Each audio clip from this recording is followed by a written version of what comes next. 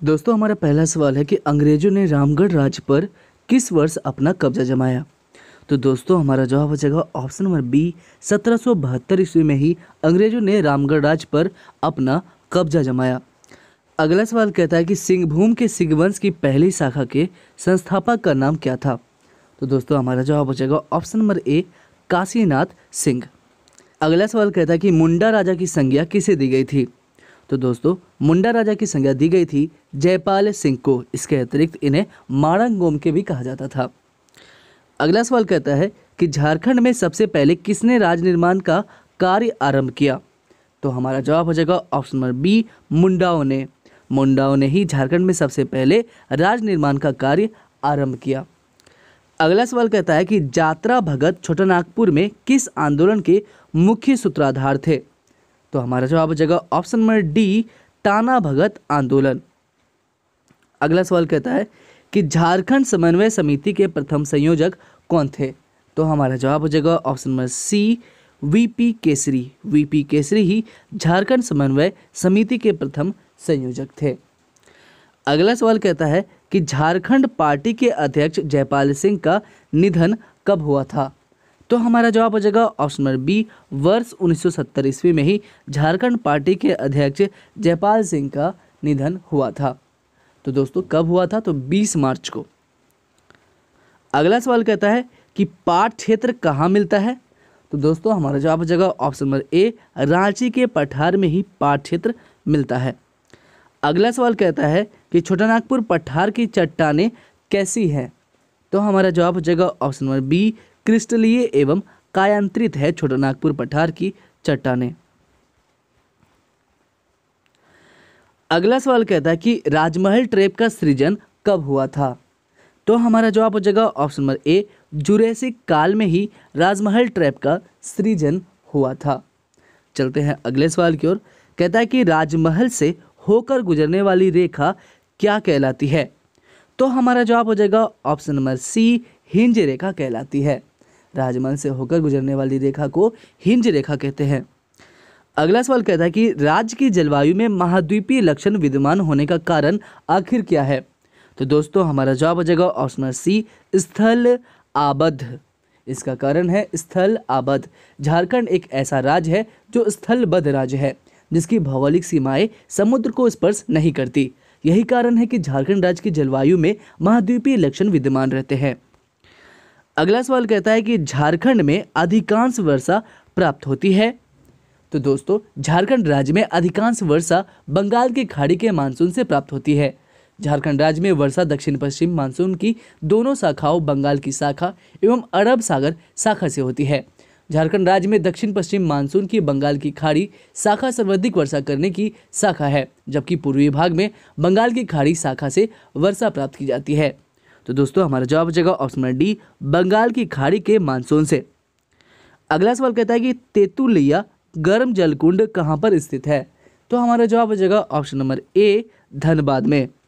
दोस्तों झारखंड राज्य में तेतुलिया गर्म जलकुंड जो है ये धनबाद से 7 किलोमीटर की दूरी पर दामोदर नदी के तट पर स्थित है।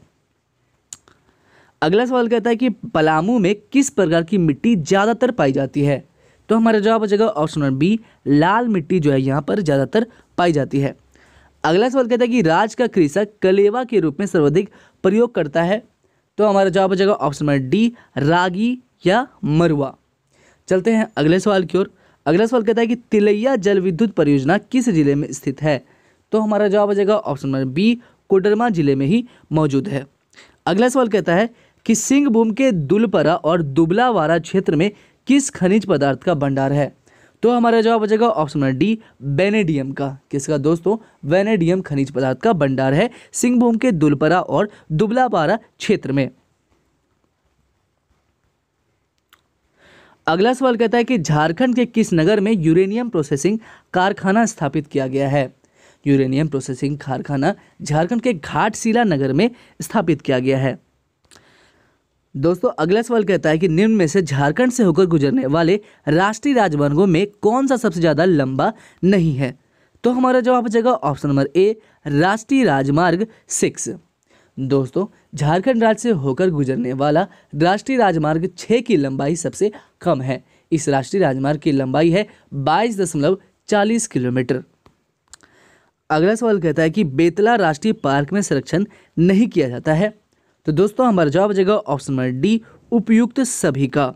ठीक है दोस्तों, बेतला राष्ट्रीय पार्क झारखंड का एकमात्र राष्ट्रीय उद्यान है जिसकी स्थापना 1986 में लातेहार जिला में की गई। चलते हैं अगले सवाल की ओर। अगला सवाल कहता है कि राज्य में आर्द्र पर्णपाती वन पाए जाते हैं। तो दोस्तों हमारा जवाब हो जाएगा ऑप्शन नंबर डी, ये सभी। ठीक है, कहाँ कहाँ पे? सिंहभूम में भी, संथाल परगना में भी और दक्षिणी लातेहार में भी। चलते हैं अगले सवाल की ओर।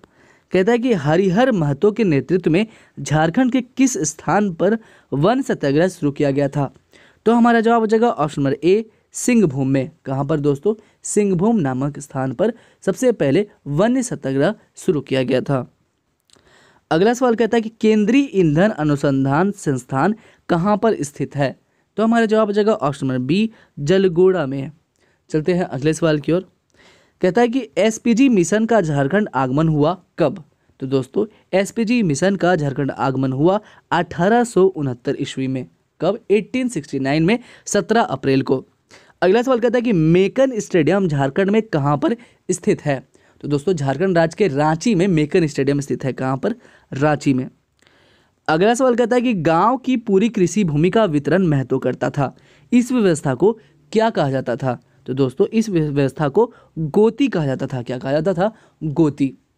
चलते हैं अगले सवाल की ओर। कहता है कि कांच उद्योग के लिए कच्चा माल कहाँ प्राप्त होता है? तो हमारा जवाब हो जाएगा ऑप्शन नंबर डी, बी एवं सी दोनों में ही। ठीक है, मंगल घाट में भी और पाथर घाट में भी। ठीक है, कांच उद्योग के कच्चा माल जो है ये मंगल घाट में भी प्राप्त होता है और पाथर घाट में भी। चलते हैं अगले सवाल की ओर।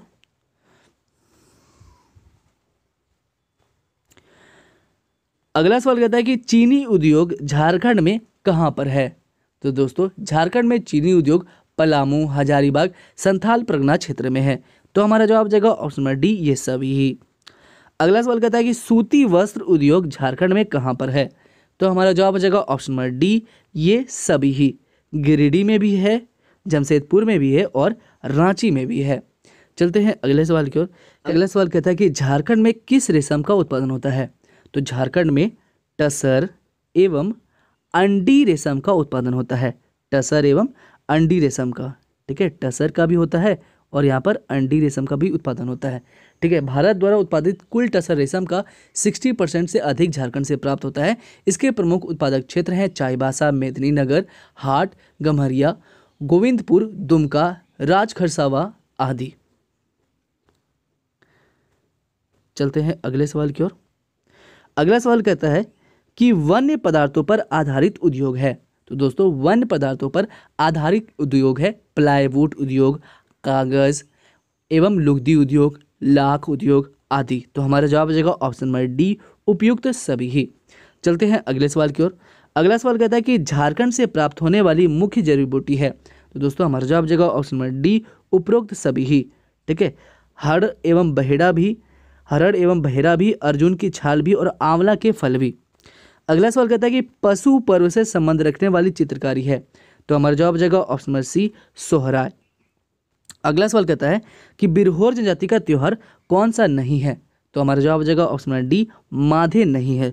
बिरहोर जनजाति का त्योहार सोसोबोंगा भी है, नवाजमा भी है और कर्मा भी है, लेकिन माधे नहीं है। अगला सवाल कहता है कि सुधेंद्र नारायण सिंह का संबंध किस क्षेत्र से है? तो दोस्तों हमारा जवाब हो जाएगा ऑप्शन नंबर ए, नृत्य से है। अगला सवाल कहता है कि किसने 1401 में घाघरा में गुमला जिले में हापा मुनि मंदिर विष्णु मंदिर का निर्माण कराया था? तो हमारा जवाब हो जाएगा ऑप्शन नंबर ए, शिवदास कर्ण ने। अगला सवाल कहता है कि आदिवासी क्षेत्र झारखंड के लोक साहित्य में अधिकतर गीत है कैसा? तो दोस्तों हमारा जवाब हो जाएगा ऑप्शन नंबर ए, नृत्य गीत है। चलते हैं अगले सवाल की ओर। अगला सवाल कहता है कि मुंडा जनजाति के लोग अपने आप को क्या कहकर बुलाते हैं? तो हमारा जवाब हो जाएगा ऑप्शन नंबर सी, होरको कहकर बुलाते हैं। किसके समय में वासुदेव विष्णु की मूर्ति कोरम्बे में प्रतिष्ठापित की गई थी? तो हमारा जवाब हो जाएगा ऑप्शन नंबर ए, छत्रकर्ण के समय। अगला सवाल कहता है कि 15 नवंबर 1857 को जन्मे बिरसा मुंडा का जन्म किस जिले में हुआ था? तो दोस्तों हमारा जवाब हो जाएगा ऑप्शन नंबर ए, रांची जिले में। किस जिले में? रांची जिले में। ठीक है, चलते हैं अगले सवाल की ओर। अगला सवाल कहता है कि तोपचांची झील राज्य के किस जिले में है? तो हमारा जवाब हो जाएगा ऑप्शन नंबर बी, धनबाद जिले में। किस जिले में? धनबाद जिले में। अगला सवाल कहता है कि झारखंड में भारत का प्रथम लौह इस्पात कारखाना कहाँ स्थापित किया गया है? तो हमारा जवाब हो जाएगा option number A, Sakchi Jamshedpur. अगला सवाल कहता है कि लौह अयस्क उत्पादन की दृष्टि से झारखंड का भारत में कौन सा स्थान है? तो हमारा जवाब हो जाएगा ऑप्शन नंबर सी, तृतीय। इंडियन मिनरल ईयर बुक 2015 के अनुसार लौह अयस्क के कुल संचित भंडार की दृष्टि से झारखंड का स्थान है तीसरा। अगला सवाल कहता है कि सावित्री पूर्ति का संबंध किससे है? तो हमारा जवाब हो जाएगा ऑप्शन नंबर ए, हॉकी से है। सावित्री पूर्ति का संबंध हॉकी खेल से है। वे भारतीय हॉकी टीम की 1983 से 90 ईस्वी तक खिलाड़ी रह चुकी हैं। अगला सवाल कहता है कि बिरसा मुंडा की निधन तिथि कब है? तो दोस्तों हमारा जवाब हो जाएगा ऑप्शन नंबर डी, 9 जून 1900 को। दोस्तों 9 जून 1900 को बिरसा मुंडा की मृत्यु हुई थी। मुंडा विद्रोह के दौरान बिरसा मुंडा सिंहभूम में पकड़े गए थे तथा रांची जेल में उनको रखा गया था। रांची जेल में ही 9 जून 1900 को हैजे से बिरसा मुंडा का निधन हो गया था। अगला सवाल कहता है कि नीलांबर शाही तथा पीताम्बर शाही ने 1857 में कहां पर विद्रोह किया था? तो हमारा जवाब हो जाएगा ऑप्शन नंबर डी, पलामू में विद्रोह किया था। अगला सवाल कहता है कि झारखंड के प्रथम 3 नगर कौन से हैं? तो दोस्तों हमारा जवाब हो जाएगा option number A, Deoghar, Chatra और रामगढ़ जो है ये प्रथम 3 नगर हैं। चलते हैं अगले सवाल की ओर। कहता है कि कुटीर उद्योग जो है आप किसे कहेंगे? ठीक है, कुटीर उद्योग जो है आप किसे कहेंगे? तो दोस्तों इस पर कारखाना अधिनियम 1948 लागू हो उसे ही हम कुटीर उद्योग कहते हैं। ठीक है, कुटीर उद्योग प्रायः छोटे स्तर पर चलाया जाने वाला उद्योग है। कुटीर उद्योग को 2 भागों में बांटा गया है, ग्रामीण कुटीर उद्योग तथा नगरीय कुटीर उद्योग।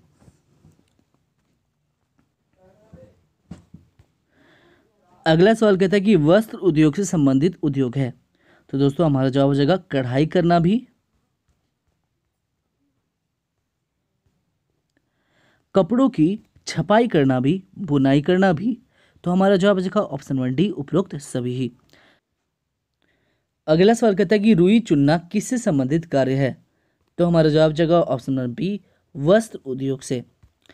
अगला सवाल कहता है कि चमड़े का काम जो कुटीर उद्योग से संबंधित है क्या है? तो दोस्तों हमारा जवाब हो जाएगा ऑप्शन नंबर डी, उपरोक्त सभी ही। चमड़ा रंगना भी, चमड़े की वस्तुएं बनाना भी और हड्डियों से खाद भी बनाना। अगला सवाल कहता है कि सींग से कंघे या हड्डी से बटन बनाने का कार्य किस तरह का कुटीर उद्योग है? तो हमारा जवाब हो जाएगा ऑप्शन नंबर ए, चमड़े का काम। चलते हैं अगले सवाल की ओर। अगला सवाल कहता है कि तंबाकू उद्योग के लिए झारखंड की महत्वपूर्ण जगह है। तो हमारा जवाब हो जाएगा ऑप्शन नंबर डी, ये सभी ही। सरायकेला भी, चाईबासा भी और जमशेदपुर भी। अगला सवाल कहता है कि बीड़ी उद्योग के लिए सबसे प्रसिद्ध है। तो हमारा जवाब हो जाएगा ऑप्शन नंबर ए, चक्रधरपुर। ठीक है, चलते हैं अगले सवाल की ओर। कहता है कि एक पक्षीय डिक्री के विरुद्ध अपील का उपबंध है। तो हमारा जवाब हो जाएगा ऑप्शन नंबर डी, धारा नंबर 222।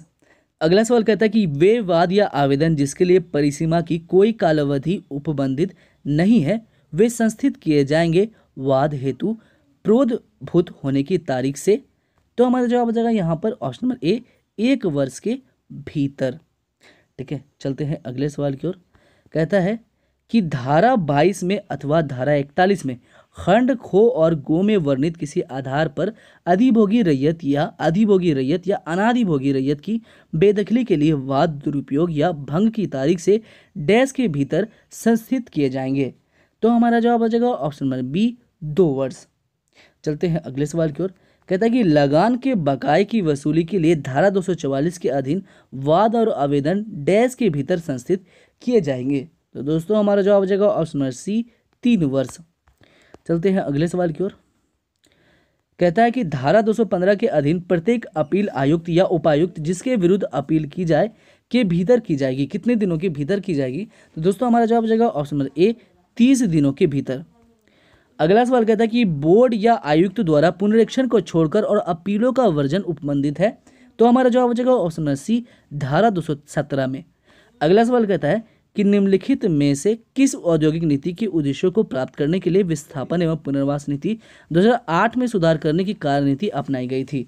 तो हमारा जवाब हो जाएगा ऑप्शन नंबर बी, औद्योगिक नीति 2012 में। अगला सवाल कहता है कि झारखंड औद्योगिक एवं निवेश प्रोत्साहन नीति 2016 का उद्देश्य निम्न में से क्या है? तो दोस्तों हमारा जवाब हो जाएगा ऑप्शन नंबर डी, उपयुक्त सभी ही। ठीक है, राज्य में अत्याधुनिक आधारभूत संरचना की स्थापना भी करना और विनिर्माण एवं नवाचार को बढ़ावा देना और औद्योगिक क्षेत्रों में रोजगार के अवसर को पैदा करना भी। अगला सवाल कहता है कि औद्योगिक गलियारों के निर्माण के लिए भारत सरकार द्वारा कितने प्रतिशत का अनुदान राज्यों को प्रदान किया जाता है? तो दोस्तों हमारा जवाब हो जाएगा यहाँ पर ऑप्शन नंबर सी, 5 वर्ष। ठीक है, चलते हैं अगले सवाल की ओर। अगला सवाल कहता है कि वामपंथी उग्रवाद एवं उनके परिवार को मुख्यधारा में वापस लाने के उद्देश्य से झारखंड में प्रथम प्रत्यार्पण नीति लाई गई थी कब? तो दोस्तों हमारा जवाब हो जाएगा ऑप्शन नंबर बी, 2001 में। अगला सवाल कहता है कि प्रत्यार्पण एवं पुनर्वास नीति 2009 का उद्देश्य निम्न में से क्या है? तो दोस्तों पहला उद्देश्य है कि इस नीति का उद्देश्य वामपंथी उग्रवादियों के प्रत्यार्पण को प्रोत्साहित करना और दूसरा उद्देश्य है कि प्रत्यार्पण कर चुके उग्रवादियों को समाज की मुख्यधारा से जोड़ते हुए उनके लिए वैकल्पिक रोजगार की व्यवस्था एवं आर्थिक सहायता उपलब्ध कराना। तो दोस्तों हमारा जवाब हो जाएगा ऑप्शन नंबर सी, ए एवं बी दोनों ही सही है। अगला सवाल कहता है कि तिलका मांझी कृषि पंप योजना के तहत प्रत्येक विधानसभा के कितने गाँव का चयन कर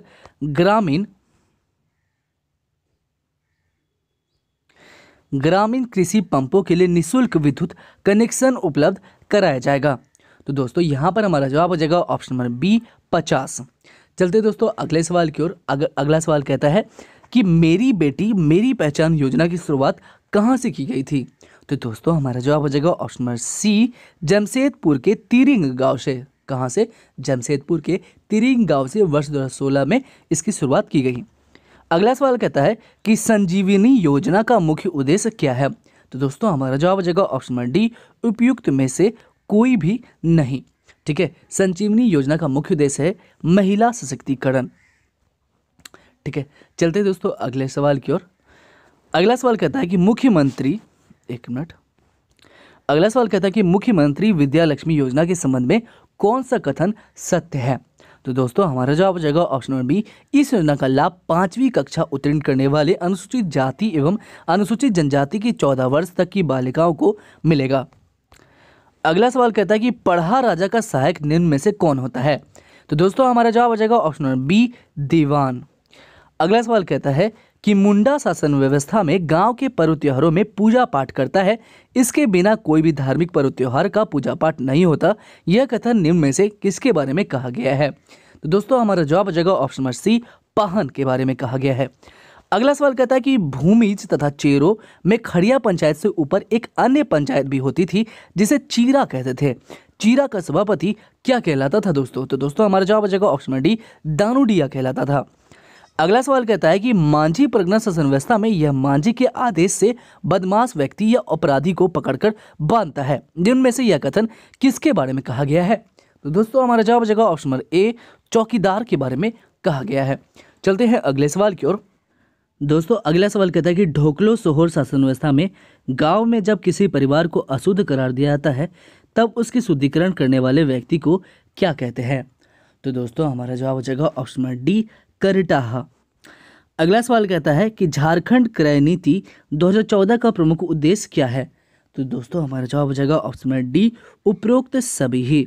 सूक्ष्म एवं लघु उद्योग के विकास एवं प्रोत्साहन के लिए इनके उत्पादों को प्राथमिकता के स्तर पर राज्य सरकार द्वारा किया जाएगा और राज्य के सूक्ष्म एवं लघु उद्योगों में प्रतिस्पर्धा बनाना इस नीति का प्रमुख ध्येय है। सूक्ष्म एवं लघु उद्योग के उत्पादों को राज्य सरकार के विभाग, संस्थाएं एवं अनुदान प्राप्त एजेंसियां क्रय करती है।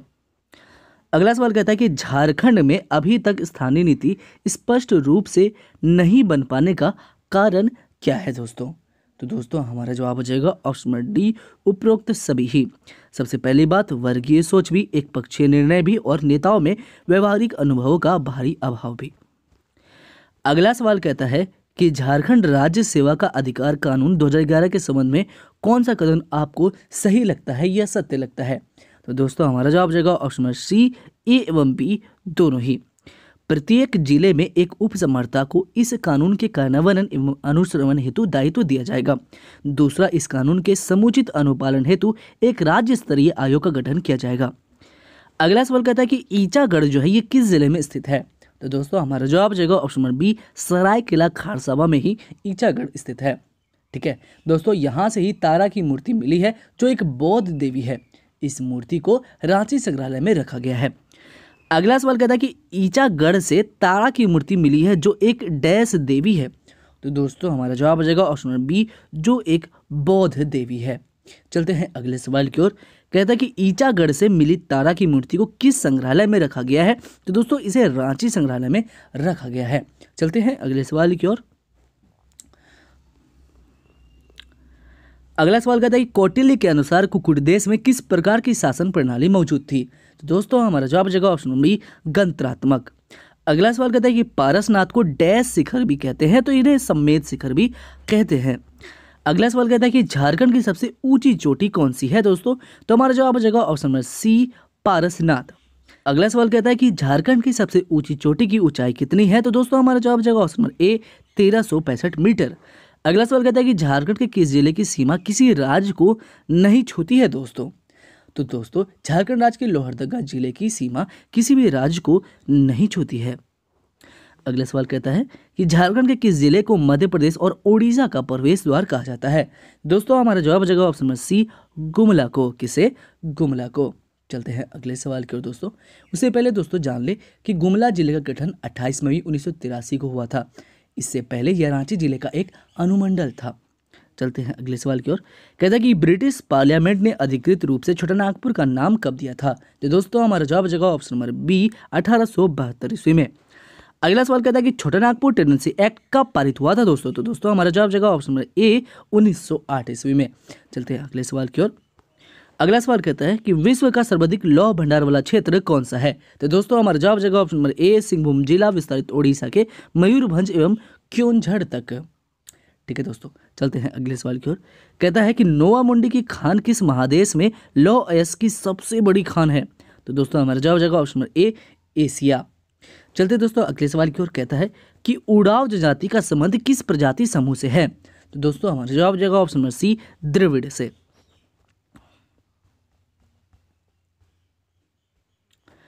अगला सवाल कहता है कि किसके द्वारा मुंडन जनजाति के 340 गोत्र बताए गए हैं। तो दोस्तों हमारा जवाब हो जाएगा ऑप्शन नंबर ए, रिजले के द्वारा। किसके द्वारा? रिजले के द्वारा। चलते दोस्तों अगले सवाल की ओर। कहता है कि स्वर्ण रेखा नदी के रेत में क्या पाया जाता है दोस्तों। तो दोस्तों हमारा जवाब हो जाएगा ऑप्शन नंबर सी, स्वर्ण रेखा नदी के रेत में सोना पाया जाता है। अगला सवाल कहता है कि झारखंड के पूर्व में कौन सा राज्य स्थित है दोस्तों। तो दोस्तों हमारा जवाब हो जाएगा ऑप्शन नंबर सी, पूर्व में पश्चिम बंगाल है। अगला सवाल कहता है कि जमशेदपुर वर्कर्स एसोसिएशन की स्थापना कब हुई थी। तो दोस्तों हमारा जवाब हो जाएगा ऑप्शन नंबर बी, 1920 ईस्वी में। 1920 ईस्वी में ही SN हलदर तथा व्योमकेश चक्रवर्ती के नेतृत्व में जमशेदपुर वर्कर्स एसोसिएशन की स्थापना हुई थी। अगला सवाल कहता है कि किस जैन तीर्थकार का निर्वाण पारसनाथ पहाड़ी पर हुआ था। तो दोस्तों हमारा जवाब हो जाएगा ऑप्शन नंबर ए, पार्श्वनाथ। दोस्तों जैनियों के 23वें तीर्थकार पारसनाथ का निर्वाण 8वीं शताब्दी में हुआ। पूर्व में पार्श्वनाथ पहाड़ी पर हुआ। यह पहाड़ी जैनियों के प्रमुख तीर्थ स्थल के रूप में प्रसिद्ध है। अगला सवाल कहता है कि दोईसा के नवरत्नगढ़ राजप्रसाद का निर्माण ठीक है किसने कराया था दोस्तों। तो हमारा जवाब हो जाएगा ऑप्शन नंबर सी, दुर्जन साल ने करवाया था। चलते हैं अगले सवाल की ओर। कहता है कि भूमिज विद्रोह की शुरुआत किसकी हत्या के साथ हुई थी दोस्तों। तो हमारा जवाब हो जाएगा ऑप्शन नंबर ए, दीवान माधव सिंह की हत्या के साथ ही भूमिज विद्रोह की शुरुआत हुई थी। 26 अप्रैल 1832 ईस्वी में वीरभूम परगना के जमींदार के सौतेले भाई और दीवान माधव सिंह की हत्या के साथ हुई। अगला सवाल कहता है और आखिरी सवाल कहता है इस सेट का। कहता है कि 1857 के विद्रोह के समय चाईबासा के प्रिंसिपल असिस्टेंट कमिश्नर मेजर सिसमोर के कलकत्ता भाग जाने के बाद किसको सिंहभूम का जिलाधीश नियुक्त किया गया था। तो दोस्तों हमारा जवाब हो जाएगा ऑप्शन नंबर बी, RC बर्च को। किसे? RC बर्च को दोस्तों।